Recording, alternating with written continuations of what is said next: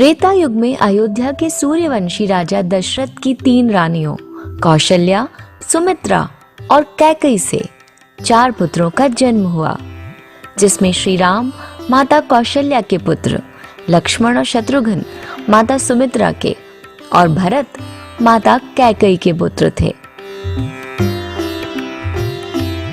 चारों पुत्रों की शिक्षा पूर्ण होने पर महर्षि विश्वामित्र राजा दशरथ के महल आकर राम और लक्ष्मण को अपने यज्ञ की असुरों से रक्षा करने के लिए जंगल के आश्रम में ले जाते हैं।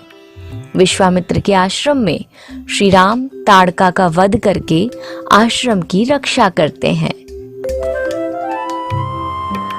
ताड़का वध के बाद महर्षि विश्वामित्र श्री राम और लक्ष्मण के साथ जनकपुरी की ओर प्रस्थान करते हैं।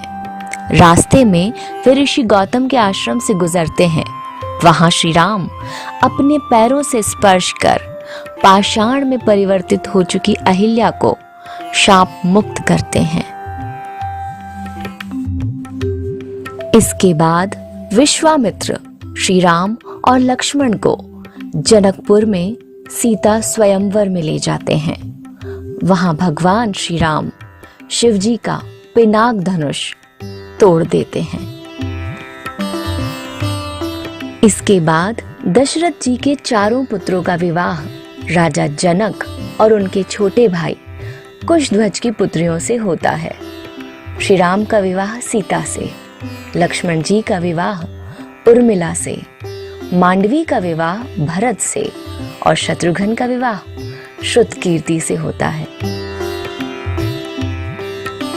प्रभु श्री राम अपने पिता दशरथ के वचन को निभाने के लिए अपनी पत्नी सीता और भाई लक्ष्मण के साथ सन्यासियों का वेश धारण कर नियमों के तहत 14 वर्ष के लिए जंगल में चले जाते हैं। प्रभु श्री राम लक्ष्मण और माता सीता को निषाद राज केवट नाव से गंगा पार कराते हैं। श्री राम पारितोषिक देना चाहते हैं तो केवट कहता है कि जिस तरह मैंने आपको गंगा पार कराई, उसी तरह आप भी मुझे और मेरे परिवार को इस भव सागर से पार करा देना। दंडक वन में रावण की बहन शूर्पणखा सुंदर अप्सरा नयनतारा का रूप धरकर कुटिया के बाहर वहां बैठे श्री राम से विवाह करने को कहती है। श्री राम के इनकार करने पर वह लक्ष्मण से जिद करती है। फिर वो माता सीता को मारने दौड़ती है। ये देखकर लक्ष्मण जी उसकी नाक काट देते हैं। अपनी कटी हुई नाक लेकर शूर्पणखा अपने भाई और दंडक वन के असुर राजा खर और दूषण के पास पहुंचती है। बाद में श्री राम का खर और दूषण से युद्ध होता है, जिसमें दोनों का श्री राम वध कर देते हैं। खर दूषण के वध का समाचार लेकर शूर्पणखा अपने भाई लंकापति रावण के पास पहुंचकर उन्हें भड़काती है और सीता की सुंदरता की तारीफ करती है। इसी के साथ वो कहती है कि आप वनवासी राम की सुंदर पत्नी का हरण करके ले आइए। इसके बाद रावण अपने मामा मारीच को हिरण बनाकर अपहरण की योजना बनाता है। सीता उस सुंदर स्वर्ण हिरण को देखकर उसे लाने के लिए श्री राम से जिद करती है। राम जी उस हिरण को लाने के लिए वन में चले जाते हैं। जब हिरण का भेद खुल जाता है तो राम उसका वध कर देते हैं। जब बहुत देर तक श्री राम नहीं लौटते तो सीता किसी अनहोनी की आशंका से लक्ष्मण को वन में श्री राम की सहायता करने के लिए भेजती हैं। लक्ष्मण जी एक लक्ष्मण रेखा खींचकर वन में श्री राम को ढूंढने चले जाते हैं। लक्ष्मण जी के जाने के बाद रावण सन्यासी का वेश धारण कर सीता से भिक्षा मांगता है और कहता है कि इस रेखा के पार आकर ही भिक्षा दें, तभी ग्रहण करूंगा। माता सीता ये गलती कर देती हैं और तब रावण अपने असली रूप में आकर अपहरण करके सीता को विमान में बैठाकर ले जाता है। रावण जब विमान से माता सीता का अपहरण कर ले जा रहा होता है, तब रास्ते में गिद्धराज जटायु उसे रोकने का प्रयास करते हैं और इसी प्रयास में रावण जटायु का वध कर देता है। जटायु का अंतिम संस्कार करने के बाद श्री राम और लक्ष्मण सीता की खोज में निकल पड़ते हैं। खोजते हुए वे शबरी के आश्रम में पहुंच जाते हैं। इसके बाद उनका हनुमान जी और सुग्रीव जी से मिलन होता है।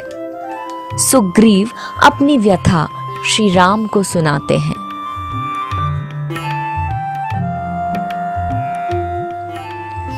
सुग्रीव की व्यथा सुनकर राम जी बाली वध के लिए तैयार हो जाते हैं और सुग्रीव और बाली के युद्ध के दौरान राम जी बाली का वध कर सुग्रीव को किष्किंधा का राजा बना देते हैं।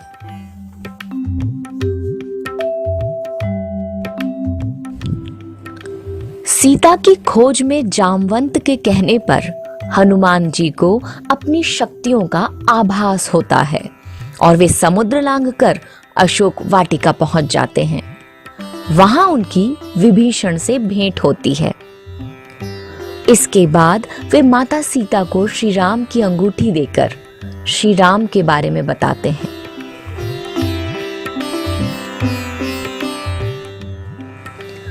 इसके बाद हनुमान जी को मेघनाद बंधक बनाकर रावण के समक्ष खड़ा कर देता है, तो वे रावण को श्री राम के समक्ष समर्पण करने या युद्ध के लिए तैयार रहने के लिए कहते हैं।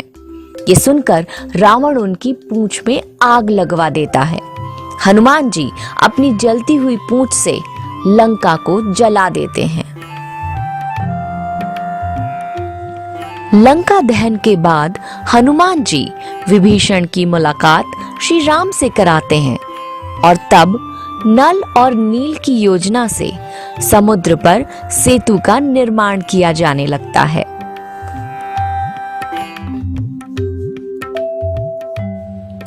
अंत में श्री राम बाली पुत्र अंगद को रावण की सभा में भेजकर समर्पण करने और शांति के अंतिम प्रस्ताव का संदेश देते हैं। रावण नहीं मानता है तो अंगद अपनी शक्ति का प्रदर्शन करके चेतावनी देकर लौट आता है।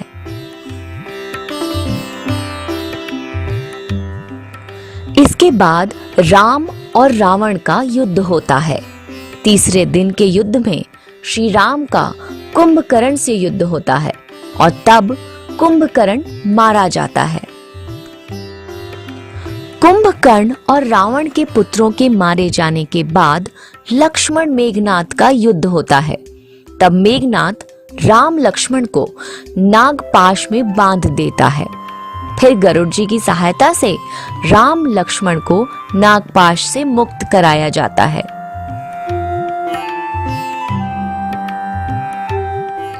इसके बाद मेघनाद के प्रहार से लक्ष्मण जी मूर्छित हो जाते हैं। तब हनुमान जी वैद्यराज सुषेण के कहने पर संजीवनी जड़ी बूटी का पहाड़ ले आते हैं। संजीवनी बूटी से लक्ष्मण जी को जब होश आ जाता है, तब फिर से उनका मेघनाद के साथ युद्ध होता है और अंत में वे मेघनाद का वध कर देते हैं।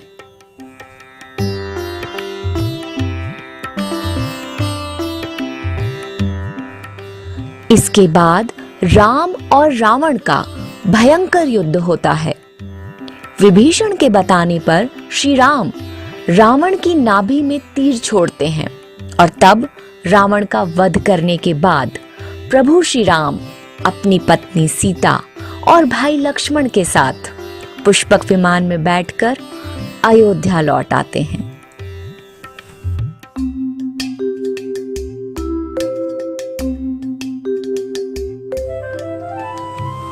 अयोध्या में प्रभु श्री राम, लक्ष्मण और माता सीता का भव्य स्वागत होता है और बाद में उनका राज्याभिषेक होता है। राज्याभिषेक में हनुमान जी, सुग्रीव, जामवंत, अंगद सहित वानर सेना के कई लोग शामिल होते हैं।